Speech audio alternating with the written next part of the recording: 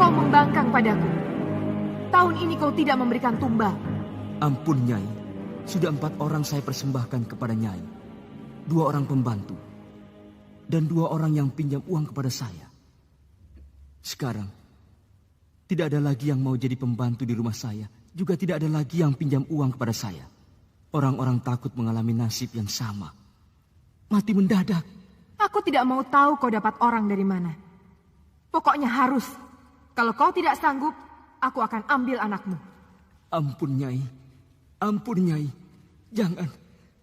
Jangan ambil anak saya. Laknat!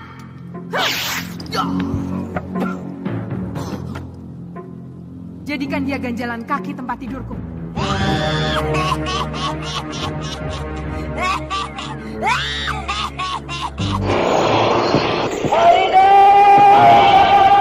Mempersembahkan Sandiwara Radio, Misteri dari Gunung Merapi, dalam kisah Pengantin Lembah Hantu. Naskah karya Asmadi Syafar, dengan para pelaku Lia Haidir sebagai Farida, Iwan Sanjaya sebagai Badirul, Wit Hendra sebagai Mardian, Ade Kusmiati sebagai Suni, Bahar Mario sebagai Sembara, Ferry Fadli sebagai Basir, dan pembawa cerita Neni Sumardi. Pada bagian yang ke-13 telah dikisahkan bahwa Mardian pada malam harinya dilepas oleh Badirul dari kerangkengnya. Maka pergilah dia pada malam itu mencari istrinya untuk dibawa ke rumah Badirul sebagai persembahannya. Namun ketika dia sampai di sana, tiba-tiba dia merasa haus dan serta-merta dia menerkam Samsuri suami Rosmina. Dan tanpa ampun lagi, Samsuri menemui ajalnya habis dirobek-robek oleh Mardian yang tiba-tiba saja berubah menjadi siluman itu. Sembara datang menolong, namun terlambat karena Samsuri telah menemui ajalnya. Nah, saudara pendengar yang berbahagia, marilah kita ikuti serial Sandiwara Radio ini, Misteri dari Gunung Merapi, dalam kisah Pengantin Lembah Hantu, bagian yang ke-14. Betulkah di sini rumah Bapak Badirul? Akhirnya kau datang juga, Farida. Bapak siapa, Pak? Akulah orang yang kau cari. Mari masuk. Iya, Pak.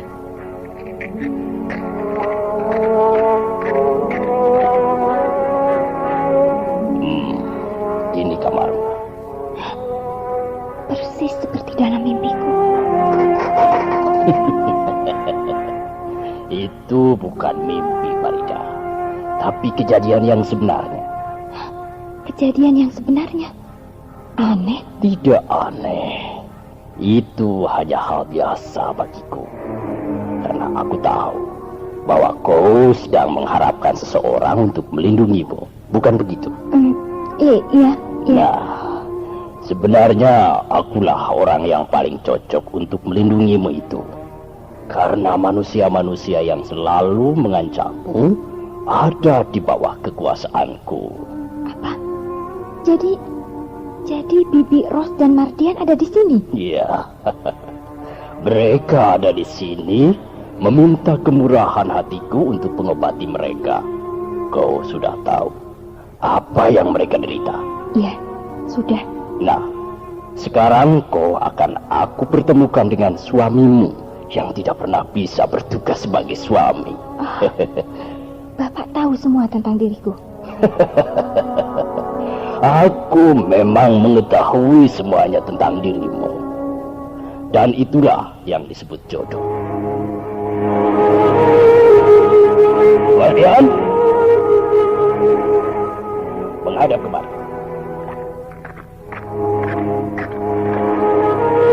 Nah, ini istrimu.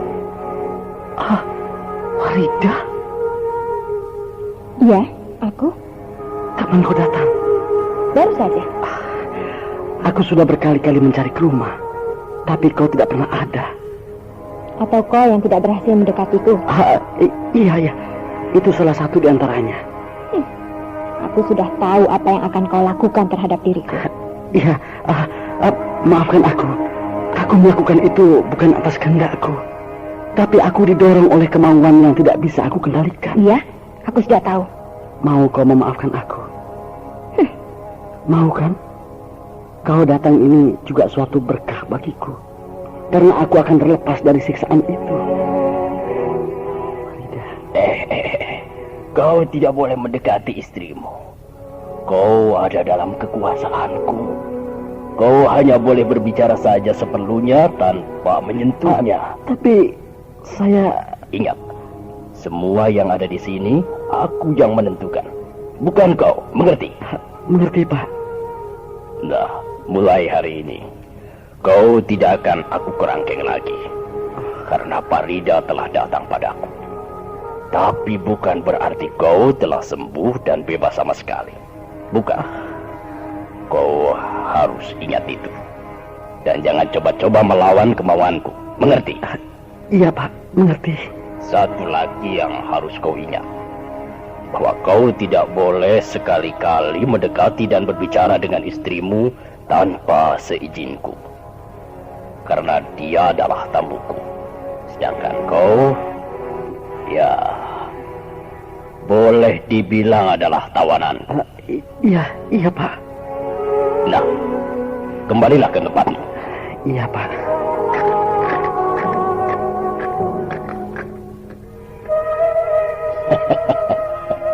Sudah kau lihat itu, Parida? Iya, Pak. Dia tunduk pada aku, bukan? Iya, Pak. Jadi kau tidak usah takut. Selama kau di dalam perlindunganku, tidak seorang pun yang bisa mengganggumu, bahkan menyolekmu, walau sembara sekalipun. Sembara? Bapak tahu tentang sembara? Kenapa? Kenapa kau terkejut? Kau tidak usah terkejut. Kan aku sudah bilang padamu bahwa apa saja yang kau lakukan dulu, aku sudah tahu. Iya, Pak. Terima kasih, Pak. Kalau Bapak mau melindungi keselamatan saya. Kalau untukmu, aku mau berkorban apa saja. Jangan kau risaukan itu. Boleh saya permisi untuk istirahat dulu, Pak? Oh ya, silakan. Istirahatlah. Tenangkanlah pikiranmu. Iya, Pak. Saya permisi. Iya.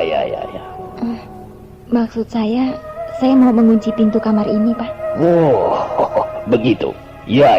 Boleh. Tampaknya kau masih curiga dengan keadaan sekeliling sini. Ya. Tidak apa-apa. Maaf, Pak. Oh, iya. Saya harus keluar begitu. Iya. Baik.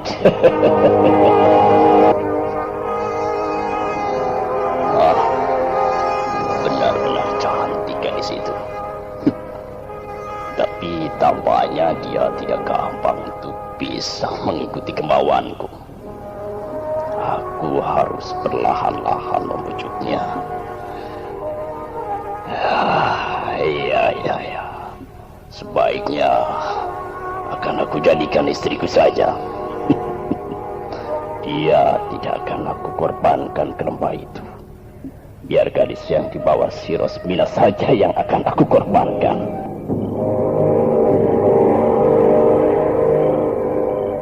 Aku tidak mau. Tidak. Aku tidak mau. Tidak. Antarkan aku pulang lagi ke rumah orang tuaku. Kau tahu siapa yang berkuasa di sini? Tidak, aku tahu. Nah, kalau begitu kau harus ikut perintahku. Bukan aku yang harus ikut kemauanmu. Tapi aku tidak mau dijadikan tumbal. Aku tidak mau. Siapa yang mengatakan kau akan aku jadikan tumbal? Semua orang mengatakan begitu. Semua orang? Orang-orang yang mana yang kau maksudkan? Semua orang yang ada di sini. Sudi. Kau tidak akan dijadikan tumbal. Sayang kalau gadis secantikmu dikorbankan begitu saja. Lalu aku akan kau apakan nanti di sana? Kau akan jadi pengantin. pengantin. Aku akan jadi pengantin. Tidak. Aku tidak mau. Kau bodoh, anak manis. Semua orang iri padamu karena kaulah yang terpilih jadi pengantin, sedang mereka tidak. Tapi kini kau menolaknya. Kau bodoh, sangat bodoh. Tapi tidak apa. Kau belum tahu bahwa kau akan disanjung di sana. Nah, sekarang kau harus istirahat. Karena besok malam, pada malam bulan purnama penuh, kau akan menjalani upacara itu. Aku tidak mau. Tidak mau. Aku tidak mau. Bawa dia ke dalam.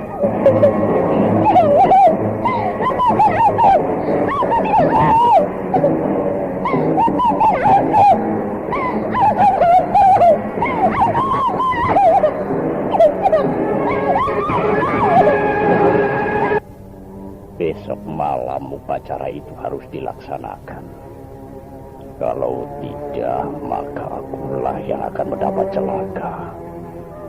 Sebenarnya memang sayang melihat gadis yang cantik itu dikorbankan begitu saja. Tapi apa boleh buat, demi aku dan penyembuhan Rosmina.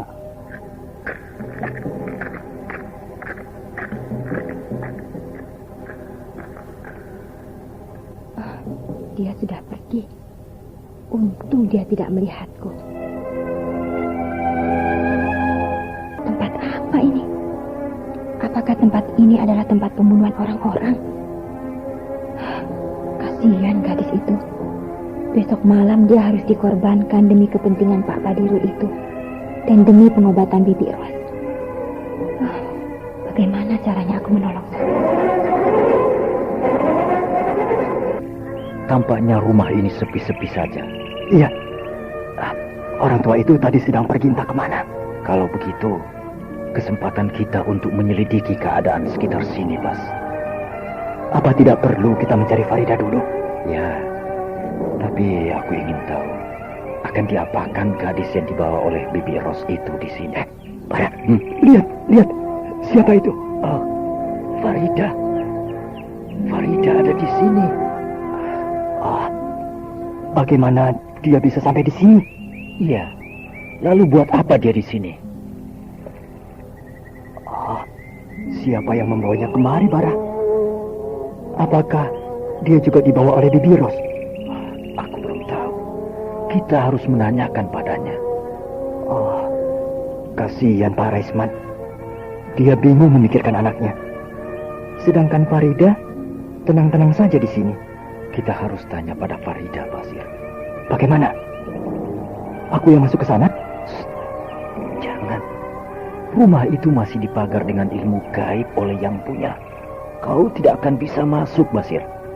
Lalu, bagaimana caranya? Begini, kau berpura-pura berjalan di muka rumah itu. Dan usahakan supaya Farida melihatmu. Atau kau saja yang melakukannya, Bara? Dia akan lebih tertarik kalau kau yang dilihatnya. Jangan. Dia sekarang sedang benci padaku.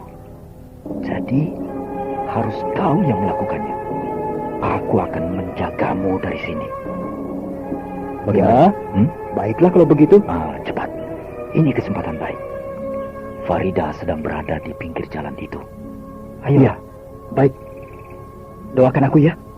Hup.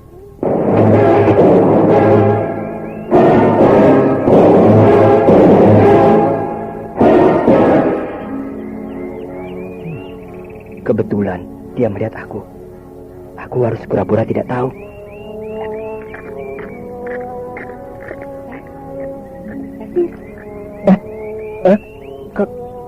Kau Farida? Iya, aku. Loh, kau kok ada di sini? Apakah ini rumah familimu? Bukan, ini rumah orang lain. Lalu, buat apa kau di sini? Panjang ceritanya. Bagaimana? Bisa aku tahu? Nanti saja. Mari kita bicara di sana. Nanti dilihat orang di sini. Nah, kita bicara di dekat pohon itu. Iya. Baik, aku hanya pergi main-main saja kemarin. Hah? Kau main-main sampai sejauh ini? Dan kau juga pergi sejauh ini, bukan? Iya. Aku juga pergi jauh sekali dari rumahku. Siapa yang punya rumah itu, Farida? Namanya Pak Badirul. Kau kenal dia, Bas? Badirul? Iya. Tidak, aku belum pernah mendengar namanya. Jadi kau belum tahu siapa dia? Iya, aku belum tahu. Apa kerjanya? Ya aku sendiri juga belum tahu. Tapi tampaknya dia itu punya ilmu yang hebat, Bas. Punya ilmu yang hebat? Aku baru tahu itu. Lalu? Dengan adanya kau, aku minta bantuanmu. Kau bersedia? Wah, untuk menolongmu, aku bersedia saja, Farida. Bukan aku. Loh, bukan untuk menolongmu. Lalu, untuk apa? Di dalam rumah itu, ada seorang gadis yang bernama Suni. Suni? Iya, dan besok malam, dia akan dibawa ke lembah hantu. Siapa yang membawanya? Dia akan dibawa oleh Pak Badirul. Hah? Untuk apa dia dibawa ke sana? Aku dengar, dia akan dijadikan pengantin di sana. Jadi pengantin? Iya. Kok aneh kedengarannya? Iya, dia akan jadi pengantin di lembah itu. Ah, seperti di dalam cerita khayal saja. Orang akan jadi pengantin di lembah hantu. Apa tidak ada lagi tempat lain selain di lembah itu? Aku tidak tahu. Tapi tampaknya upacara itu untuk kepentingan orang yang punya rumah itu. Untuk kepentingan si Badirul? Iya, begitulah kira-kira. Bagaimana? Kau mau menolong gadis itu? Tapi bagaimana caranya aku menolongnya? Ya aku juga tidak tahu.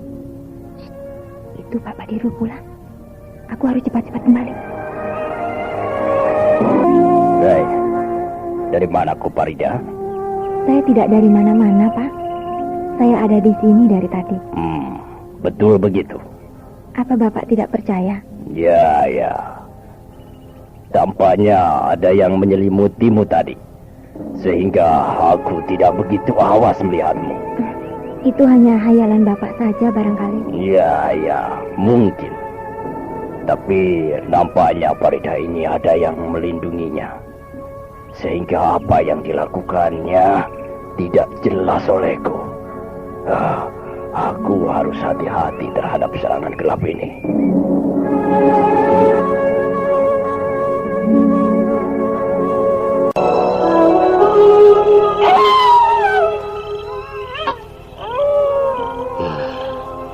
Lolong anjing. Apalagi yang akan terjadi malam ini? Apakah aku yang akan menemui nasib serupa Bang Samsuri? Ya, bulu-bulu kuduku seperti berdiri. Tentu akan terjadi hal-hal yang menakutkan nanti. Sepinya malam ini. Semua orang sudah mengunci diri mereka masing-masing di dalam rumah mereka. Karena mereka takut diserang atau didatangi oleh harimau siluman. Apakah aku harus kehilangan anakku satu-satunya itu? Sudah hampir 1 minggu Farida tidak pulang ke rumah ini. Persis seperti Kak Ros. Apakah kejadian ini sama yang dialami kakakku?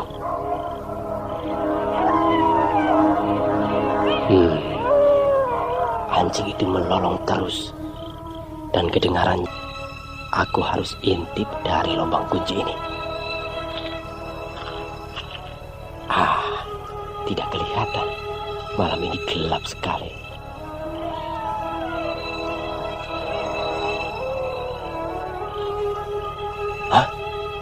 Ada orang di luar dengan pakaian serba putih. Pak, bukakan pintu. Suara perempuan. Pak, tolong bukakan pintu. Saya kedinginan di sini. Tapi suaranya bukan suara anakku Farida.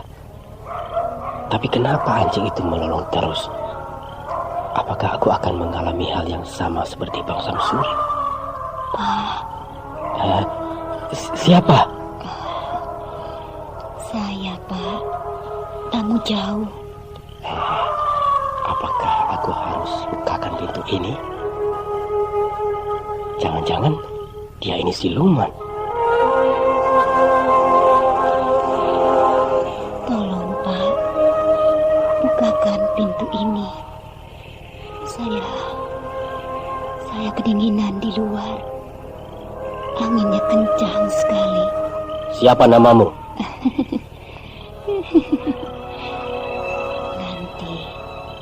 Nanti Bapak juga tahu siapa saya. Siapa ya? Orang atau silumankah yang berdiri di luar ini? Bau kembang tambah kencang masuk kemari. Apa perlumu datang kemari? Perlu penting, Pak. Saya datang dari jauh. Rumah saya jauh dari sini. Kasihan juga. Biarlah aku bukakan pintu ini.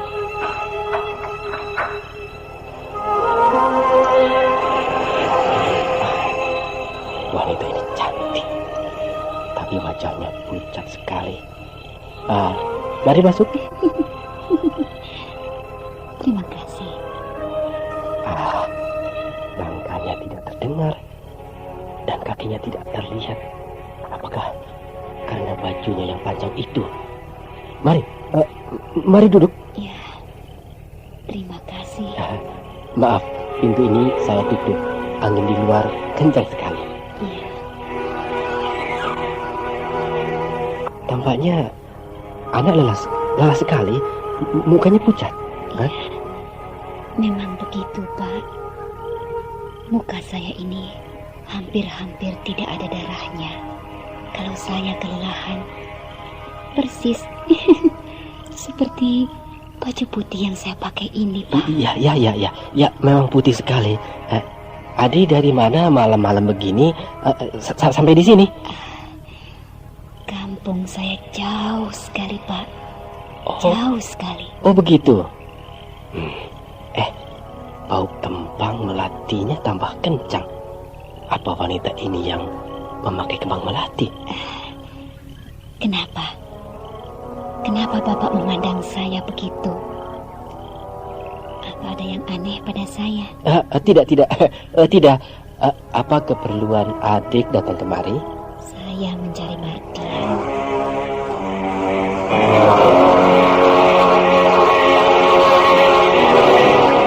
Mardian? Adik kenal dengan Mardian? Ya, dia suami saya, Pak. Suami adik? Bahkan saya sudah punya anak dua. Sayang, anak-anak itu mati. Mati? Mati kenapa? Sudahlah, Pak.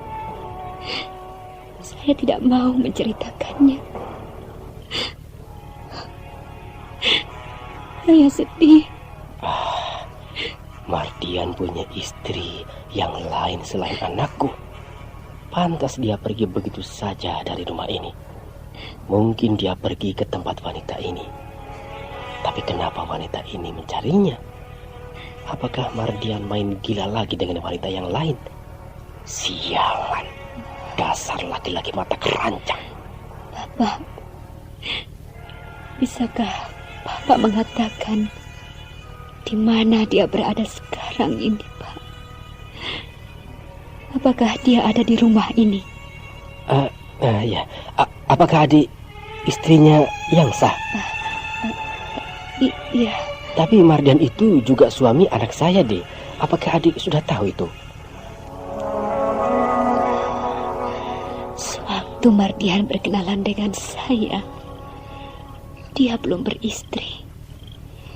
Jadi sayalah istri pertamanya. Oh, begitu. Jadi sayalah yang berhak untuk mengambil dia kembali ke tangan saya. Tapi sayang, Di, dia sekarang sedang pergi meneruskan sekolahnya. Tapi dia sebenarnya ada di sini, Pak. Tidak, dia tidak ada di sini. Dia pergi jauh. Kalau begitu, Bapak kurang tahu daripada saya. Sebenarnya dia ada di daerah ini. Cuma saya tidak tahu di mana dia bersembunyi. dia ada di sini. Ya, dan rasa-rasanya sebentar lagi dia akan datang kemari. Nah, boleh saya menunggu di sini, Pak? Akan datang kemari? Dari mana adik tahu? Bapak dengar lolong anjing itu? Iya. Saya dengar. Itu tandanya sebentar lagi dia akan datang kemari. Wanita ini aneh. Jangan-jangan dia siluman. Boleh saya tahu nama adik? Nanti kalau adik tidak bertemu dengan Mardian, biarlah saya akan sampaikan kepadanya. Apakah Bapak mengusir saya dari rumah ini? Oh, tidak. Bukan begitu maksud saya. Kukunya panjang-panjang dan hitam mengkilat. Makhluk apa ini? Nah, saudara pendengar, demikian tadi telah kita ikuti serial Sandiwara Radio ini. Sampai jumpa esok hari pada waktu dan gelombang yang sama.